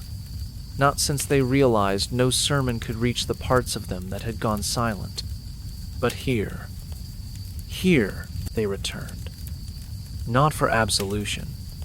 Just for a place where the ache in their bones matched the creak of the stools. Where the light was dim enough to hide tears, and the room warm enough to hold them anyway. Sometimes, after the final round had been poured, and the bard had stopped pretending anyone wanted another song, the tavern would fall into a hush, so complete it felt orchestrated. No cue, no command. Just a moment where everyone paused, breath held, voices stilled, and existed together without effort. That silence wasn't empty. It was filled with everything unspoken. The prayers mouthed but never formed. The regrets too tangled for confession. The memories too sacred to survive daylight. It didn't last long.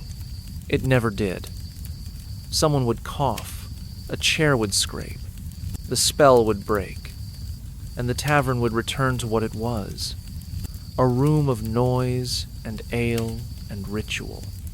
But for those few minutes, it was something else. Something sacred. A sanctuary not for the holy but for the broken. For those who had loved and lost, who had hoped and failed, who had fallen and still chosen to rise and drink and sit one more night with others doing the same. There are places you go to be saved. And then, there are places you go to feel less alone while waiting to be okay. The tavern was the latter. And for those who'd lost too many Sundays, who no longer trusted churches to hold their sorrow with care, it became enough. A church made of smoke and laughter and the soft clink of mugs at midnight. And in that space, for just a little while, no one had to pretend to believe. They just had to be, together, quietly. And that was a kind of faith, too. The man who spoke only to the dog by the door. He came in just before dusk most nights, when the tavern was still stretching awake, its air thick with the first fire of the evening and the tired clatter of washed mugs being stacked behind the bar. He never rushed, never hesitated, just walked in like he belonged to the place, or like the place belonged to him. He wore the same coat every time, patched and repatched in the same spots, a color somewhere between earth and ash. And he always sat in the same spot, near the door, just to the left, where the draft slipped in and the world could still be seen through the seam of the threshold. He didn't talk to the barkeep. Not really. He nodded for his drink always the same, dark and without question, and paid with exact coin, never asking for change. He didn't talk to the other patrons either, even when they spoke first. They learned quickly. He wasn't rude, just unreachable, like a letter returned unopened. But there was one exception. The dog. It wasn't a young dog. Its eyes had that clouded glaze that comes with age, and its body moved with the slow, deliberate care of something that had felt too many winters. It lay by the door, tail occasionally twitching in sleep, and never barked. It didn't beg, didn't follow anyone, didn't chase mice. It simply existed like an old shadow stretched across the threshold.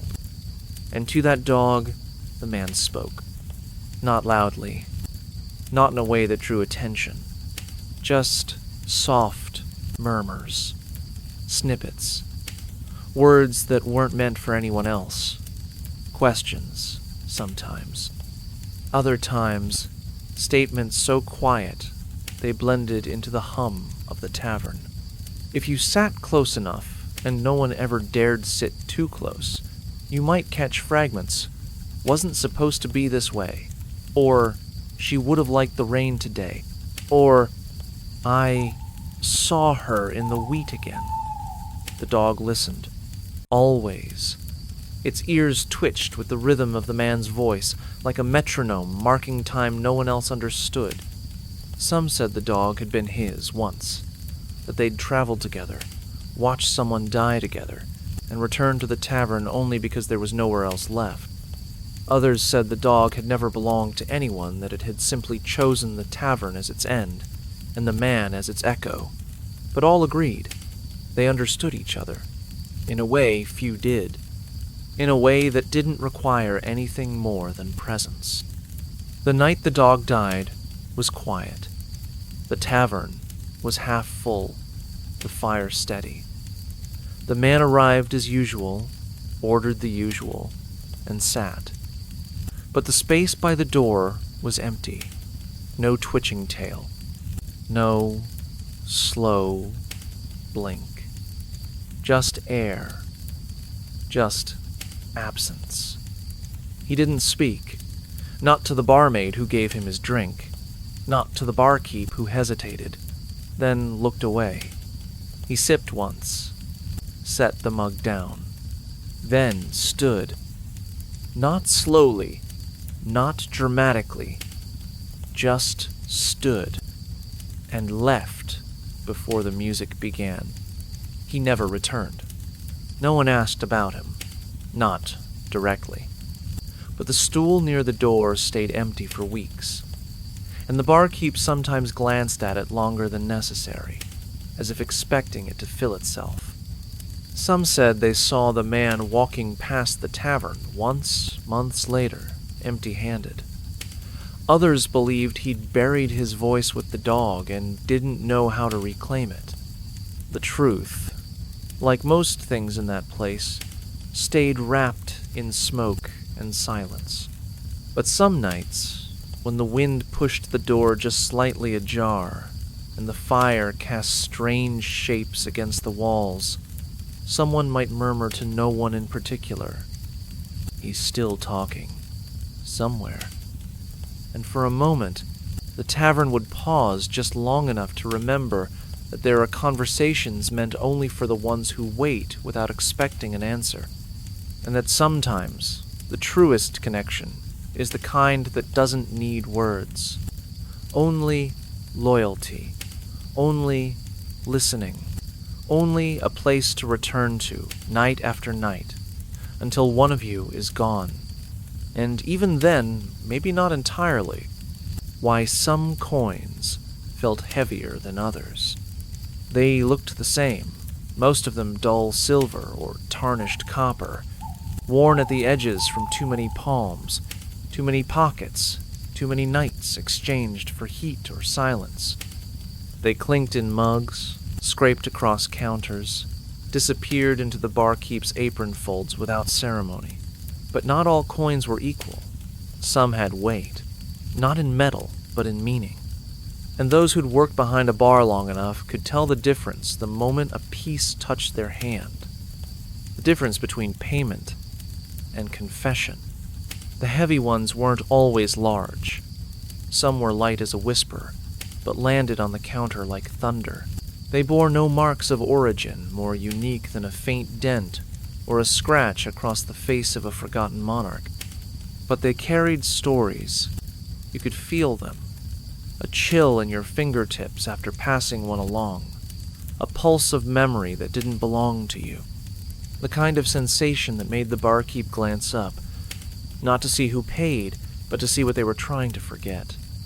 A coin, taken from a widow's purse, felt different. It held the ache of choices too hard to make in daylight, the echo of love exchanged for necessity.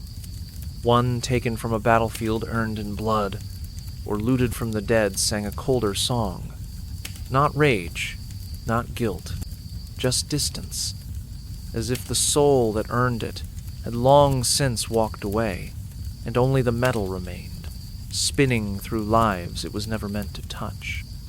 Stolen tithes rang sharp, not loud, but cutting, a vibration that stuck in your bones long after the coin had vanished. The barmaid once dropped one, just one, and refused to pick it up. "It's not mine to hold," she'd whispered, not explaining further. The coins sat under the counter for months, collecting dust and questions, until someone finally swept it away without looking. There were those who could pretend not to feel it, who took every coin the same way, eyes down, voice steady. But even they had tells a hand wiped twice on a rag that didn't need cleaning, a glance toward the fire that lingered too long, a silence that followed certain payments, as if the tavern itself needed to process what it had just accepted. And there were patrons who hesitated, who held the coin a second too long before releasing it, as if it were heavier than their fingers could admit. You saw it in their eyes, the pause, the blink, the moment they considered whether to keep it, not for value, for memory, for shame. Some stared at their coins like they were looking into mirrors. Others avoided them entirely, tossing them onto the table like curses best flung quickly and without care. The barkeep developed a sense, not for wealth, but for burden. He'd sort the coins not by size, but by feel, by weight. The ones that ached went into a separate pouch, one he never used to make change. No one knew where those coins ended up. Some believed he buried them under the tavern. Others said he melted them down and mixed the metal into the hinges of the door, so every entry and exit bore the weight of someone else's past. And still, the coins came. Some light, some heavy, some so quiet they made the air around them hum. And every time a hand reached for the bar, every time fingers unfurled and left behind a small circular offering, the question lingered, what did it cost? Not the drink, not the night, but the part of the soul chipped away to earn that coin. Because in a place like this, where stories outnumber chairs and silence is bought like bread, even money remembers. And some memories press down harder than any metal ever forged. The drunk who recited the names of everyone he'd ever failed. He wasn't loud, not the way most drunks were. His words came out soft, shaped more by breath than voice, like a hymn sung long after the congregation had gone home. He always sat alone, near the back wall, beneath a patch of ceiling blackened by a long-forgotten fire. His coat was too large, his boots too thin, and his hands never quite stopped trembling. But every night, just after his third drink, and just before the tavern grew noisy enough to drown him out, he'd begin. It wasn't a song. It wasn't a prayer. It was a list. A long, quiet list. A litany of names, spoken in the same order, every night, as if carved into his memory, with the same care the barmaid used to carve meat from bone. He never explained who they were. He never added or skipped. He just said them slowly, evenly pausing sometimes, as if waiting for one of them to walk in, to appear beside him and say, "You're forgiven," or "You were wrong," or You did your best." The first time someone noticed, they laughed, thought it was a performance, thought he was reciting soldiers or saints or lovers in some broken poetic stupor. But the barkeep shook his head, and the laughter died. "Those are his ghosts," he said. "Let him speak them." And from then on, no one interrupted, not out of fear, but out of respect. Because to speak names like that every night, without fail, required a kind of courage most people only pretended to have. Sometimes his voice caught on certain names, a tremor, a stutter, a pause that lingered like breath held underwater. Those names were the deepest cuts. A brother, maybe, a daughter, a friend lost not to death, but to silence. And though no one asked, everyone guessed. Everyone filled in the blanks with their own regrets, their own vanished names, their own mirrors. That's what made his ritual sacred, not that it was unique, but that it was shared. People listened differently when he spoke. Even the drunkest soul would hush near him. Conversations dipped. Mugs were raised more quietly. The fire seemed to crackle in time with his syllables. It was as if the tavern leaned in, recognizing the weight of what was being offered. Not a story, but a reckoning. A quiet laying down of burdens, one name at a time. The names never changed, but the man did. His shoulders sank deeper as the years passed. His list grew slower, more strained, but still, he came. Still, he spoke. Some suspected he was waiting not for forgiveness, but for forgetfulness. That one night, a name would vanish from his memory, and with it, the pain. But that night never came. Not while he still had breath, not while the ale still flowed, not while the tavern still held space for his liturgy. Then one evening, he didn't arrive. No one said it aloud, but the whole room felt it, the absence, sharp and cold. The barkeep poured a drink and left it at the man's table. No one touched it. It stayed full until the fire died low, and someone, maybe the barmaid, maybe no one at all, whispered the first name, and then another, and then another, as if the list had been passed on, not to one person, but to everyone. Because that's what he left behind. Not just names, not just regret, but the reminder that speaking a name is a way of remembering, of honoring, of keeping someone from vanishing completely. And though the man was gone, his litany lived. In the pauses between songs, in the silence that follows the third drink, in the soft, secret spaces where memory becomes prayer. So now, when the tavern quiets unexpectedly, when a hush falls like dust and no one knows why, that's when you listen. Because maybe, just maybe, someone is still reciting names. Not for forgiveness, not for pity, just for the echo, just to make sure they're still heard. The hourglass no one turned, but everyone watched. It sat high on a shelf behind the bar, tucked just left of the mead bottles, resting in a carved wooden bracket that looked older than the tavern itself. No one ever touched it. Not the barkeep, not the barmaids, not even the curious travelers who pointed and whispered. It wasn't large, but it commanded attention. Its frame was dark oak, the glass cloudy with age, and inside it, fine black sand, the color of ash or old secrets, trickled from one bulb to the other at an impossible pace, too slow to mark a minute, too steady to forget. It never stopped, it never reset, and no one had ever seen it flipped. There was no record of its beginning, no plan for its end.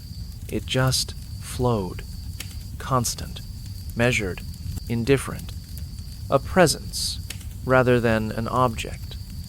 And yet, people watched it, often without realizing.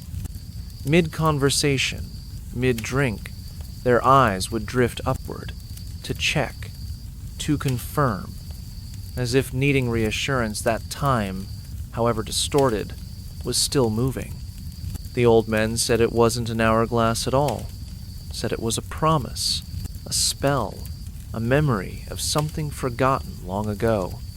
They whispered that the sand inside didn't measure time, it absorbed it, took the moments people couldn't carry anymore. The lost seconds, the regrets, the lingering silences after goodbyes. That every grain was a breath held too long, a word left unsaid, a tear never allowed to fall. And so it flowed, feeding on what the tavern's patrons left behind, invisible but constant. Some believed it marked something, not time passing, but time remaining. A countdown not to midnight, but to something more personal. That when your time was close, not to die, necessarily, but to change, the sand would shift just slightly faster, a soft quickening you'd feel rather than see. And that's why people watched.